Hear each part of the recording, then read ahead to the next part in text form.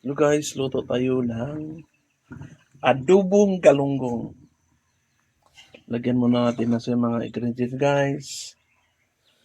Sibuyas. Lagay na natin sa ibabaw po. Yan. Tapos luya.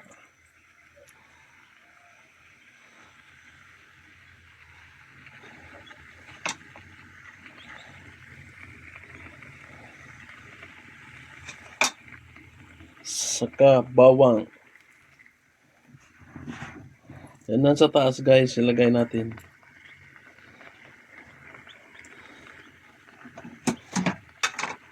Wala ko pa to gilagyan ng suka guys. Yung tubig lang niya guys, ikuha natin. Lagyan natin ng asin.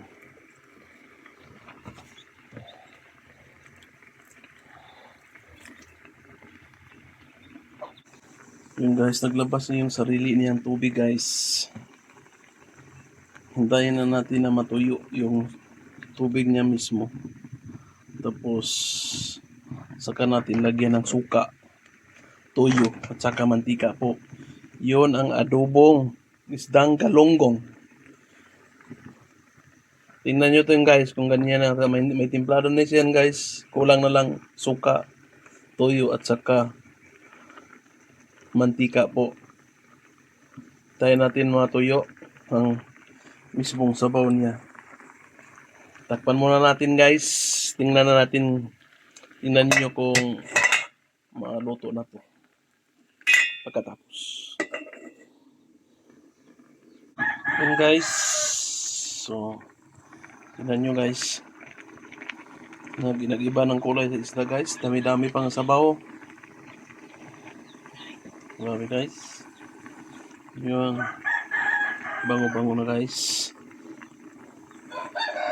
Alam na din ninyo dito kapag luto. Ganitong luto guys. Adobong galunggong. Yan. Tingnan natin guys kung matapos na itong maubos na yung tubig niya. Saka natin lagyan ng mantika, toyo at saka suka. Yan lang guys ang ingredients niya guys. Simple lang po.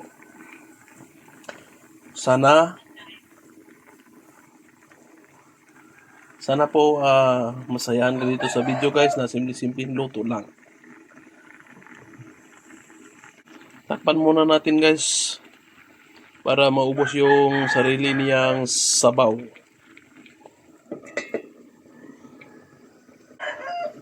Guys, buksan natin ulit guys.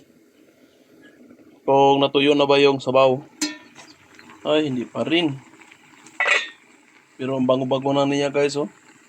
Yung mga aroma sa mga gilagay natin na mga sibuyas, bawang at saka yung luya po. Nag-aamoy na sa masarap na to guys. Ganyan guys oh.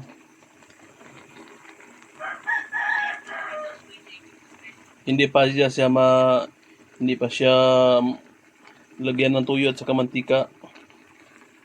Pero masarap na tingnan guys. Sa tingin pa lang ulam na.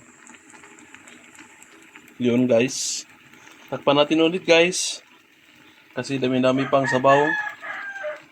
Ang sabaw-baw.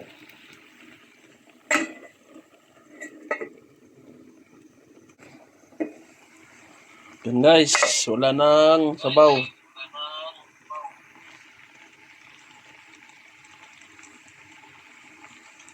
Lagyan natin ng tuyo. Tika. Yan guys. Lagyan natin ng tuyo guys. Tuyo. Tuyo guys. Tuyo. Tapos silver swan vinegar po.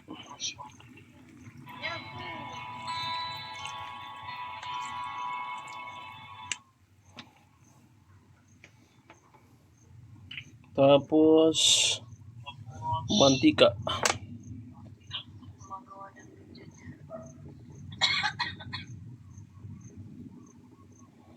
guys. Ganyan lang na simple guys. Ipatuyo lang natin kunti ang ubusan natin ang guys magkulo. Takpan mo natin guys. Yun na nga guys. Buksan na natin ulit yung natin. Niluto natin. Kung ano na bang sitwasyon. Yun nga. Yun.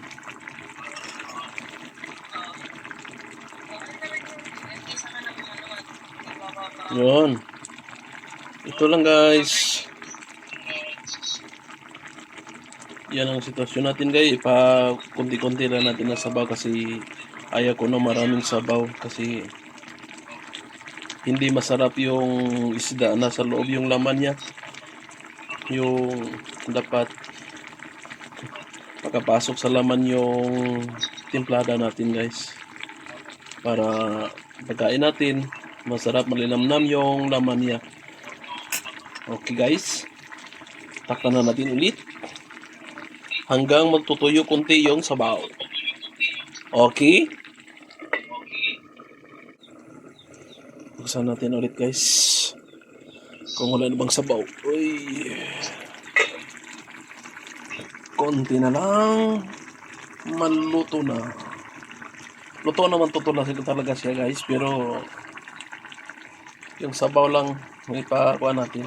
Ipababa natin.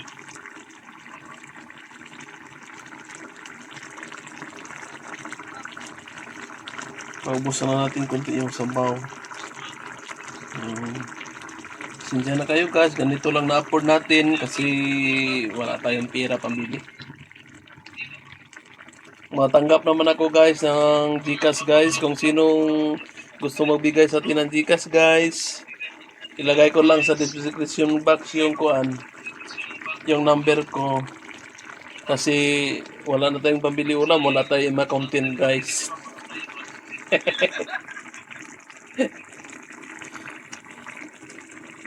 Kasi wala pa tayong sahod guys, hindi pa tayo namuni.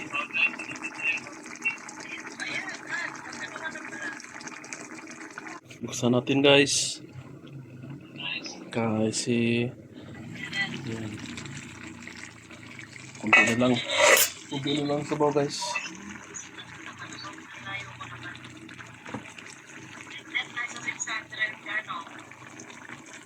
Kunti na lang ang sabaw guys. Yun. Ito guys, ganitong luto guys. Matagal to masira guys. Hanggang 3 days to 4 days po. Tapos kung malamig na hanggang umaga, initin mo lang. Initin mo lang siya. Tapos maganda to guys. Initin mo lang. Hindi to siya masira. Hanggang 5 araw po yung itong luto guys.